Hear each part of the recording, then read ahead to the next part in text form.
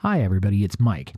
We're going to try something a little different for a few weeks here on Carefree Highway Revisited, in that we're going to break up the episodes into two parts. So the episode you're going to be hearing today will be part one of my interview with Gary Luck from Canberra, Australia.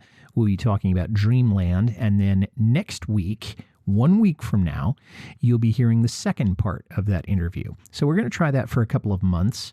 And if you like it, then please let me know. If you don't like it, please let me know that too. But I wanted to experiment with something after talking to a few people in my brain trust, and we'll see how it goes. Okay, on with the show. Thanks. The first guest of the evening is truly a poet. He's an artist. He is a friend and an inspiration to anyone who has ever played the guitar or tried to write poetry. Would you please welcome Gordon Lightfoot?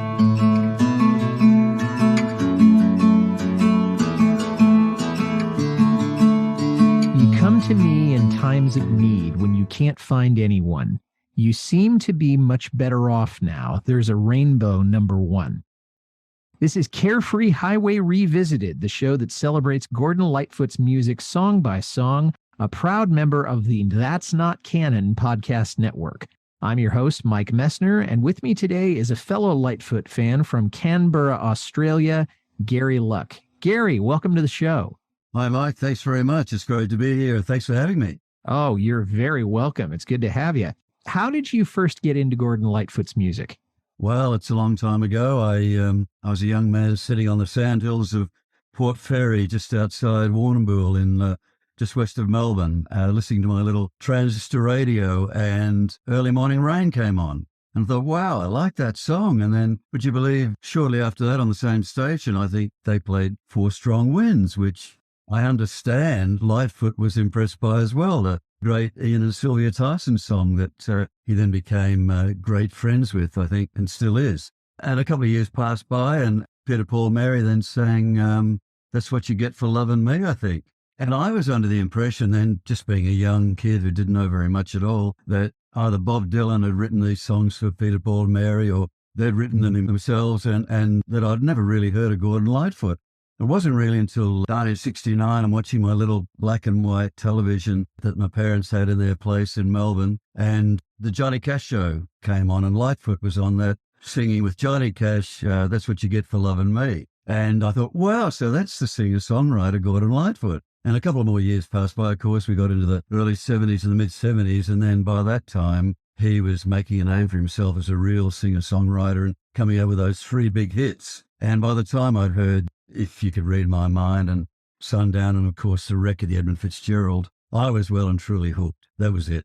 Oh man, and what a great way to get hooked by listening to those songs. And it's absolutely true that the relationship between Ian and Sylvia on the one hand and then Lightfoot on the other had kind of a musical cascade in both ways. I mean, they used his songs, and then he was very impressed by their work, and I'm sure that it was inspirational to him because of all the things that he wrote that were so truly Canadian and that really represented that country so well. What do you like about Lightfoot's music, if you had to sum it up in a couple of sentences?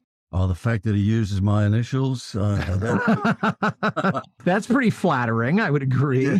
I'm only joking, of course. I say that sometimes at some of our concerts that we've been doing, and it goes over most people's heads. You know, I say, well, Gordon Lightfoot and I, we've got two things in common. We have the same initials. But to answer your question seriously, Mike, look, it's a total package. I just love the way he writes, you know, the melodies, the lyrics, the intonation that he uses, the meter and rhyme, and the arrangements, these wonderful arrangements that he's been able to put together with all these fabulous musicians that he's got. I mean, he really is, to me, the complete package.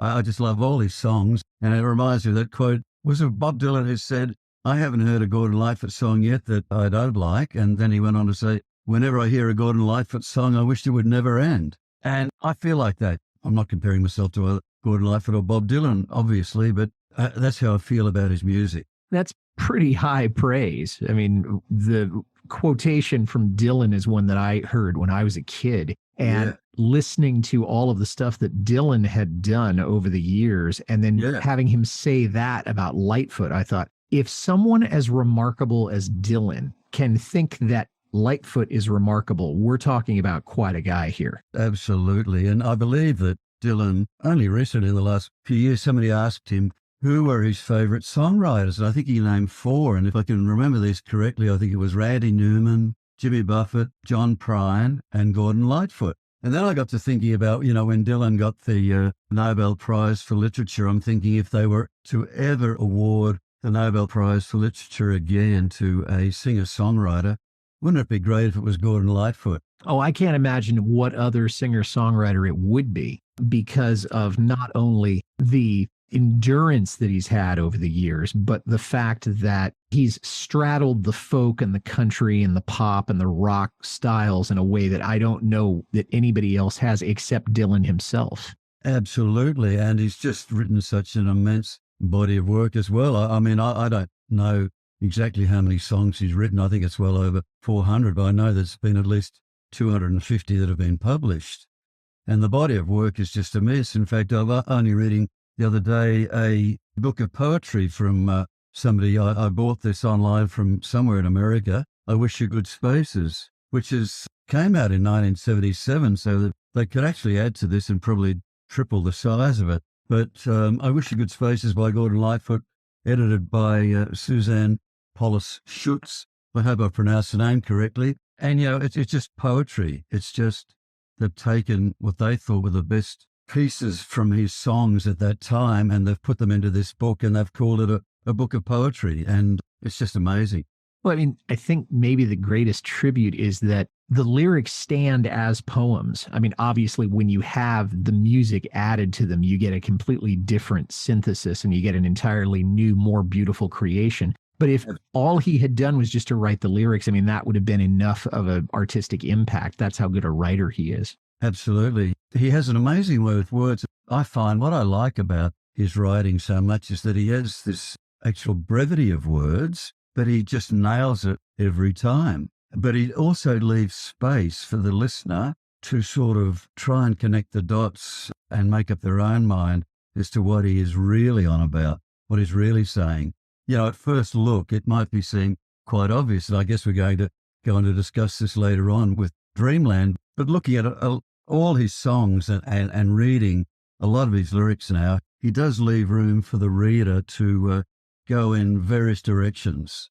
He's unbelievably skilled in that he doesn't tell the whole story. I mean, he's not a storyteller in the sense that he gives the beginning, middle, and end. He is, I mean, to use another quotation from his lyrics, he's a painter passing through, meaning that he's giving you a picture and he's letting you make up what you want to of it, or make whatever conclusions you want with the work that he's doing. We'll be right back to our conversation with Gary Luck about Dreamland, but first a word from a podcast partner or two.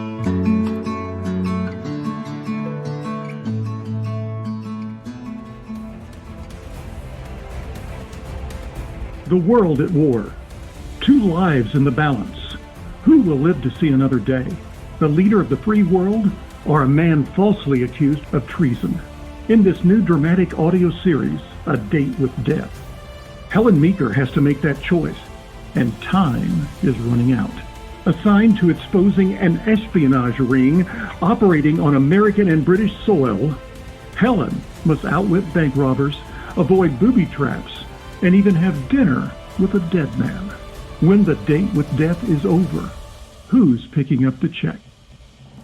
Ace Collins' best-selling World War II novella, A Date with Death, comes to life in this production by the Long Highway Players.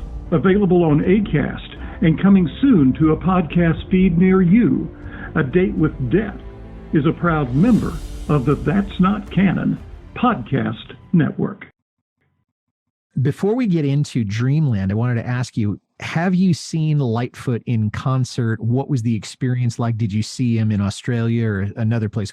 Well, yes, look, I have seen him in concert, but I had to travel to America to do it. His one and only tour of Australia was in September 1974, and he did come to Melbourne, and I was living in Melbourne at the time, but would you believe that 2-week period that he was touring both Australia and New Zealand, I was trying to move from Melbourne to Canberra. Oh, no. I had another life and a different job altogether. And so I missed him, and I always deeply regretted that. So in 2001, I wrote to his management team and I said, look, I'm coming across to America. I want to see a Gordon Lightfoot concert. And the concert we chose was one in Anaheim at Sun Theatre, just out of Anaheim. So my wife and I were going to make a bit of a holiday out of it. We're going to go to Disneyland and do all those sorts of things as well. And I said, but I'm not coming to the concert. This is what I said to Barry Harvey or to his agent in LA. I forget who it was, unless I can meet him after the show. I'm not going to travel all this way unless I can actually get to meet him. Sure. So they said, that'll be all right. A few weeks passed by and they said, look, why don't you just turn up at the box office at 3:00 on the Saturday afternoon and there'll be a little package there waiting for you. So I said to my wife, yeah, well, I'll believe this when it happens. and of course we did. We'd been to Disneyland in the morning. We turned up 3:00 in the afternoon to Sun Theatre box office and there was this package waiting for me, which was a VIP passes into the VIP room after the show. Yeah, we went to the show and Sun Theatre was packed. I think it had a capacity of about 2,500, 3,000 people, all ages there, from teenagers right through to people in the 90s to lots of folks like me and my age at the time. And then after the show, we went into the VIP room and about 10 past midnight, he came out, he talked to some of his minders and a few other people, nodded to some others, and then I think it was Rick Haynes, pointed him in my direction. And I couldn't believe it. My wife and I were on our own. We're standing about 30 metres away or 30 yards away across the other side of the room, and he started to make a beeline for us. Wow. And I thought, my heart started pounding. My God, I'm going to meet Gordon Lightfoot. And would you believe, from about 5 yards out, he put out his hand, and I'll never forget this. He said, "Hi, I'm Gordon Lightfoot. I believe you want to speak with me." Yeah. Talk about a lack of pretense. I mean, that is just so great. I mean, I will probably never get that chance, but I can imagine. You said your heart stopped beating. I think mine would probably jump out of my chest if I had the chance to do that. Well, it was quite amazing. It was a really surreal experience, Mike. Talking about your heart jumping out of your chest. I can remember when he said, "Hi, I'm Gordon Lightfoot. I believe you want to speak with me." I think my mouth went up and down in the same spot for about 20 seconds before anything came out. I was so nervous, I couldn't even remember my own name. And all he wanted to do, getting back to the tour in 74, all he wanted to do was talk about what a fabulous time he had in Australia during that tour. And all I wanted to do was to talk him into coming back down again. And he hasn't done that since. Well, I did talk him into it, but would you believe, a year later, he got very, very ill, as you know, with that aortic aneurysm that he had that nearly killed him and sidelined him for about 2.5 years. And apparently on doctor's advice, they said that he really shouldn't undertake any really, really long trips for a long time. And you can't get much further away than Australia. So unfortunately, it never happened. Well, okay, you made your pitch, but circumstances intervening. But that must have been an amazing show. And, I'm very glad you had a chance to experience that. It was an amazing show and he was fantastic. But I've just got to add this little bit. I've got to say that I've never met such a more humble, gentle man. Would you believe it was about 10 past 12, 20 to 1 in the morning. He gave me 30 minutes of his time. This is after being on stage for 2 hours. Would you believe he apologized to me for having to leave to catch the tour bus to go down to San Diego that morning because he had another show on at Humphreys by the Bay later that day. And I couldn't believe, why is Gordon Lightfoot apologizing to me? He doesn't have to do that. I should be apologizing to him for taking up so much of his time. Talk about graciousness, that he was able to be that warm about it. And so many artists could have chosen not to do that. They would even deign to go out and talk to the people, or have those kind of VIP passes, like you said. I mean, he would, a lot of them would just go back into their trailer or something, into the seclusion of their own little kingdom. And Gordon doesn't do that, and God bless him for it. God bless him. And it was 3 weeks after 9/11, and a lot of top artists weren't even traveling then. Sure. He was one of the few that was still flying around from place to place or driving, and a lot of them weren't doing it because it was such a tragedy, such a disaster that happened there in New York and Washington that they just weren't prepared to take the risk. But he did. Yeah. He had a show to do. And that shows a lot of guts and a whole lot of dedication to an audience, because as you said, a lot of acts would have said, forget it. We're going to wait until things blow over a little bit. Well, let's talk about Dreamland. I love this song because it is a look back at a romantic relationship, and it's probably his relationship with Kathy Smith, but it's not bitter. There's no anger. There's no rage in there. And Lightfoot's a very gentle guy, but he's as human as the next man. And so he could be very bitter and very callous about it, and he's choosing not to be. So that's why I liked this song so much. Why did you want to talk about it tonight? Well, I was intrigued by the title for a start, Dreamland. And then I read Nicholas Jennings' book, the great biography that he wrote, where he devotes about half a page to this. And he says quite clearly he thought it was about Kathy Smith. And I was intrigued by the relationship. And as you say, what got me in was the title and the fact that, to me, it seemed to be a song of forgiveness and redemption and reparation, and him saying to her, hey, I'm here for you if you need help, but I'm not going to get hooked deeply into another romantic relationship with you, because I believe at the time he was dating or seeing that other Kathy Coonley, around about this same period. So he had this other thing going on with Kathy Coonley. He knew that Kathy Smith was either trying to get well or wasn't trying to get well. I'm not sure which, but he was just wanted to say to her, as you said, it wasn't bitter. Hey, look, let's forgive one another and move on, but I'm here to support you if need be, but I'm not going to get hooked into your games again. Yeah, you've said it very well. And I think that Kathy Coonley, that may have been what Daylight Katie was about on the Endless Wire album. I'll talk about that in another episode, I'm sure. And now a word from the folks who help keep us on the air. I think Kathy Smith had moved. I knew she'd moved on. I think she was with Hoyt Axton at that point, and Hoyt was still fighting a cocaine addiction. So I don't know if she was trying to get sober at that point or not. Certainly she didn't come to a very happy end to her life, and she had a whole lot more misadventures with junk. But at that point, I don't know what she was trying to do. But I think you're right. I mean, that's kind of where it was at. Yeah. What's the best setting for you to listen to this song? I mean, is it during a certain time of day? Is it when you're doing something? Is it when you're in a certain place? When I'm in the car, Mike, the distance we have to travel in this country is almost as big as your country, but to get from Canberra to Melbourne, it's about an 8-hour drive.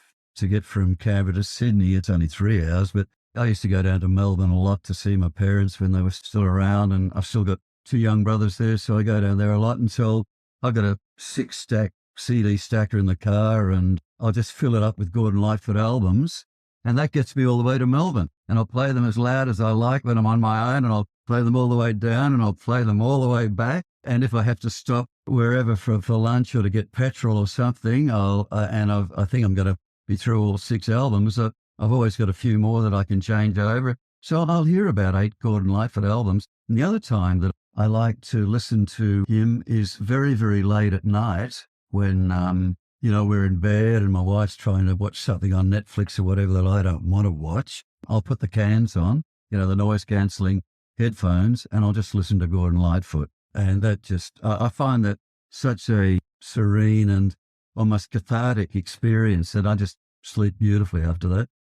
How perfect. And I think that's actually a pretty good compliment. Is there a particular setting that you would listen to Dreamland in particular, or would it be in the context of the 2 situations you said, either driving back and forth to someplace or getting ready to sleep? No, I'd listen to Dreamland at any time, where I've got a CD or a USB drive plugged in or just on the headphones or wherever. There's no particular time or place. I just love the song. I love, like I said, all his songs. Dreamland would fit into that category where if I had Endless Wire in the car, then I just run through the whole set list of Endless Wire, and Dreamland comes up. I think it's about the 6th track or something on that album. But if it's something that I just particularly want to listen to, I'll just work my way through it and listen to it on the headphones. Gotcha. I think for me, if I was just going to listen to the one song, it would be sort of at the height of the day, late morning, maybe around noon, when you're feeling optimistic about the day. There's plenty of daylight left. Your energy is high and there's still time to enjoy the day, because the song is really about moving on, new beginnings, and not being caught up in the past, but respecting the past, I guess would be a way of saying it. Yeah, look, that's a nice way of saying it, and a nice time to do it.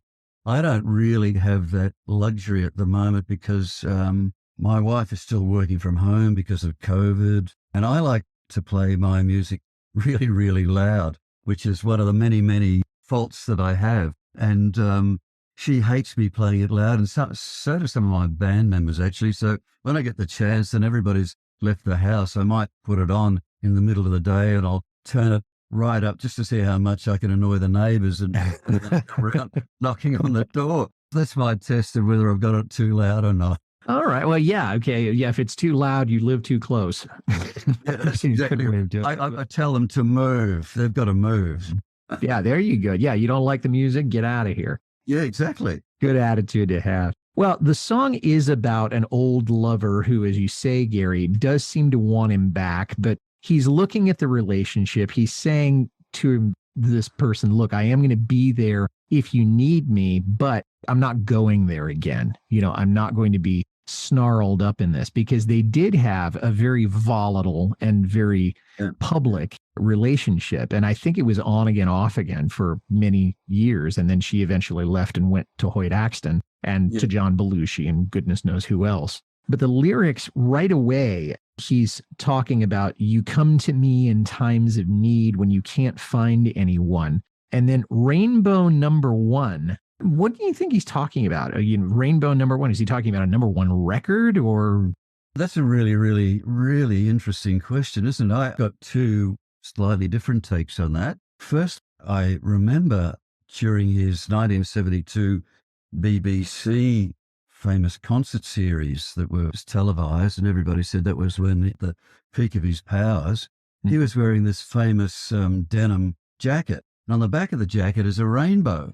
Oh, okay. Now, I must be honest here, I only picked that up recently from the Nicholas Jennings biography. Nicholas Jennings makes that point, but he wasn't referring to the song Dreamland when he made the point. I think all he means by rainbow is that, hey, look, I know you're struggling, but life is not that bad. There is, after all, well, first of all, a rainbow out there. And even though you might think life's pretty bad at the moment, it's kind of like saying there's a silver lining to every cloud.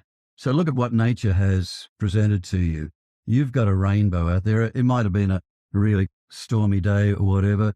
We get them a lot here in Australia, and you see these beautiful rainbows set against the dark clouds or whatever. And I think he might be saying to her, look, just enjoy nature. Let's start from fairly humble beginnings. First of all, there's a rainbow. But I think he would go on to say, or if I were him, I'd say, but look, for you, there's no pot of gold at the end of this rainbow. What I have for you is hope. There's a pot of hope. Mm-hmm. And I hope that you find what you're looking for and you sober up, clean your act. That's how I interpret it. Well, it's interesting because Gordon by that time hadn't cleaned up his own act. That's right. I mean, he was still in alcoholism, womanizing, and goodness knows what else. I mean, he hadn't really settled down. Yet he's offering hope to someone who's clearly worse off than he is, at least in some aspects. So I think it's another testament to the kind of generosity and the kind of generous spirit that he had and has. Absolutely. And I think that he's still in the throes of alcoholism back in, when was it, 1977 or 78? 78, yeah. 78, he released this song. Depth of perception about issues in life was so great at even a young age. I'm just amazed by the maturity with which he was able to work his way through these issues, still get them down, still talk to other people, still make sense of it, even though he was fighting his own demons at the same time. Yeah, and I think it shows a lot of empathy that he will have. Although he hasn't emerged from this tunnel yet, he's still got some empathy and some genuine agape love for Kathy Smith at this time. We'll be right back to our conversation with Gary Luck about Dreamland, but first a word from a podcast partner or two.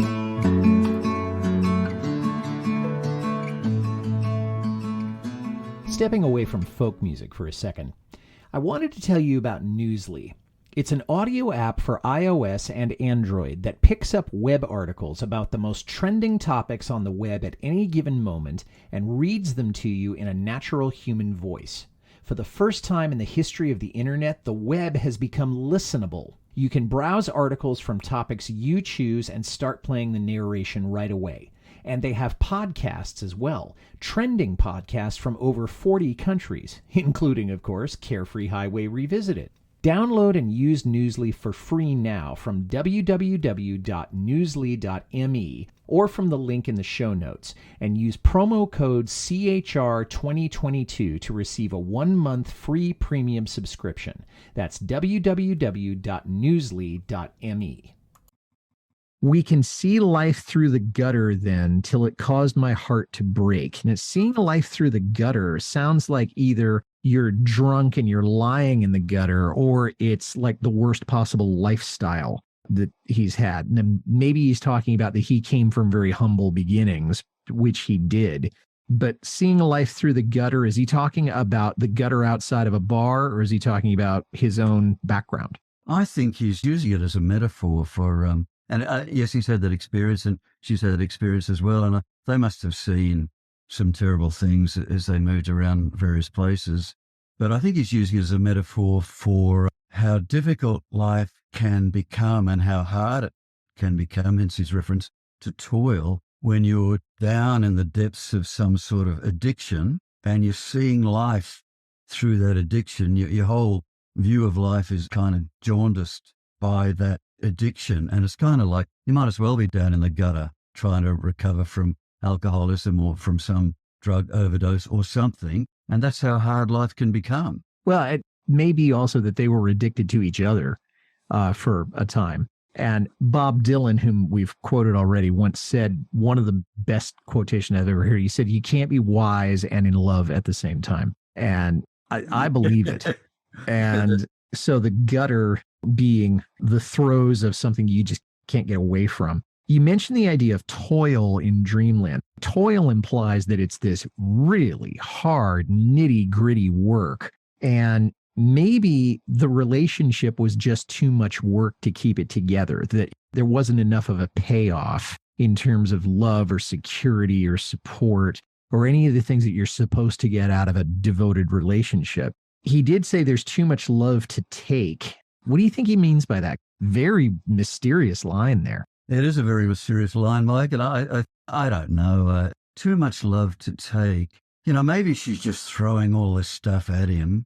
As you said earlier, they had a very volatile, tempestuous affair. It went on for years and years and years. It was on again, off again, and maybe he just couldn't take it any longer. And he wanted to say to her, I just can't take this any longer. Besides which, as we discussed earlier, he was having this, maybe in this other relationship with the other Kathy as well, or that was just beginning. And it was just so hard and too much toil in Dreamland, too much love to take. I've got all the fans out there that they love me. You say you love me. Kathy Coonley says she loves me. I just really can't handle. There's just too much going on. I know from some people who have been addicted to various substances over the years that they all say that it's really, really hard work trying to maintain this charade that everything's fine, everything's okay, and you're dealing with drugs or you're dealing with alcoholism, but you're trying to pretend to people that I can still do my job and I can still maintain this relationship and everything is going to be fine, when in fact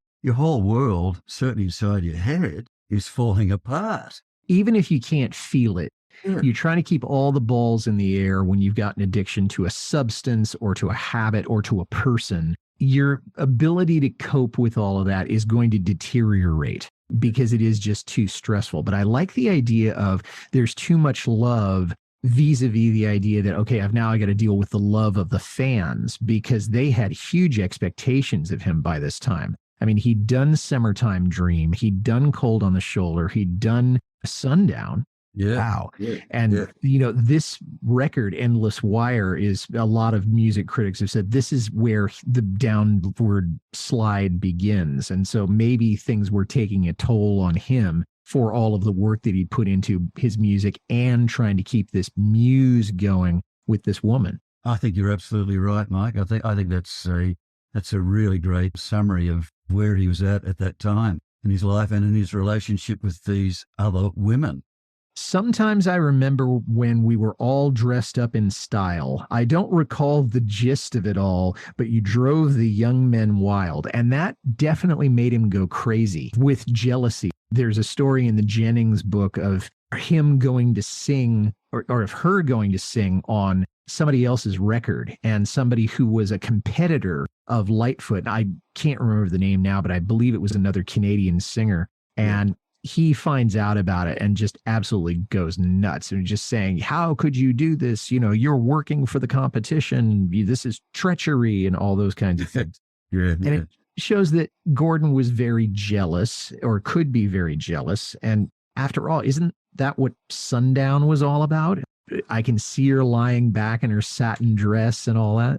Look, I believe it was. And he was very, very, very jealous. We know that. I mean, Jennings says that. I mean, he says that himself. He admits to being very, very jealous. He admits that he was drinking a lot of the time. He admits that he was attracted to other women. He said, I think he had a very, very profound interest in the opposite sex. When he says that, I don't recall the gist of it all. I mean, right up front, he says, look, we had some good times together. I remember when we were all dressed up in style. He remembers that, the good times. So he acknowledges that. But then he says, I don't recall the gist of it all. And I've got to say, I think gist is one of my favourite words. You never hear it much these days, Mike. And I think Gordon Lightfoot is the only guy I've ever heard use that word in a song. And I think he's actually used it twice in 2 different songs. I forget what the other one is, but I think gist is just such a fantastic word. And to put that in a song is just great. But then you drove the young men wild. We know that Kathy Smith was a notorious flirt. She'd probably do anything if she was high or drunk or whatever. And understand that the crux of Sundown happened when she came home late one night. She'd been out partying and drinking with the boys, whoever the boys were.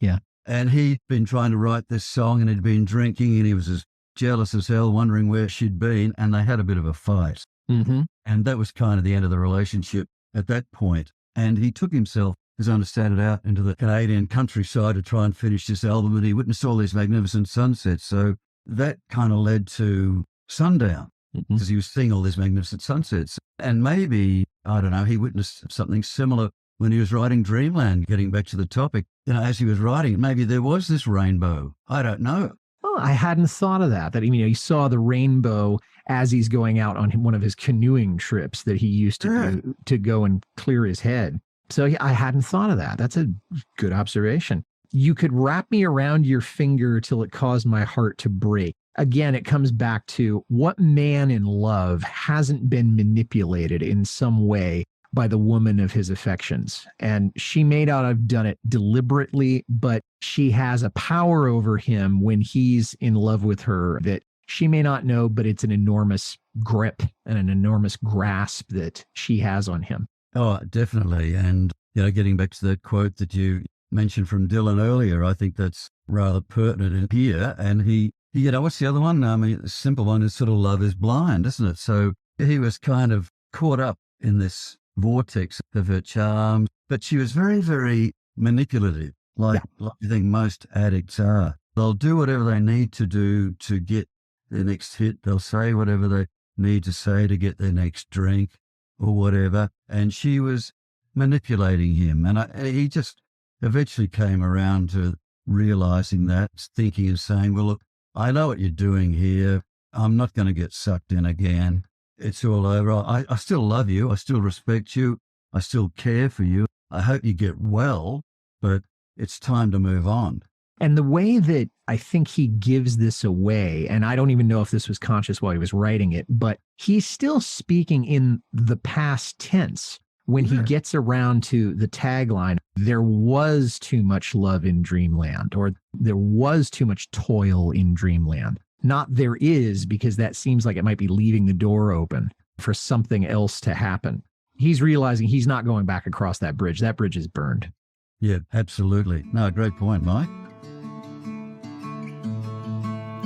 We'll be back next week with the rest of our interview with Gary Luck about Dreamland from the Endless Wire album. Until then, this is Mike Messner reminding you, run for the roses, but don't forget to stop and smell them. We'll see you next time.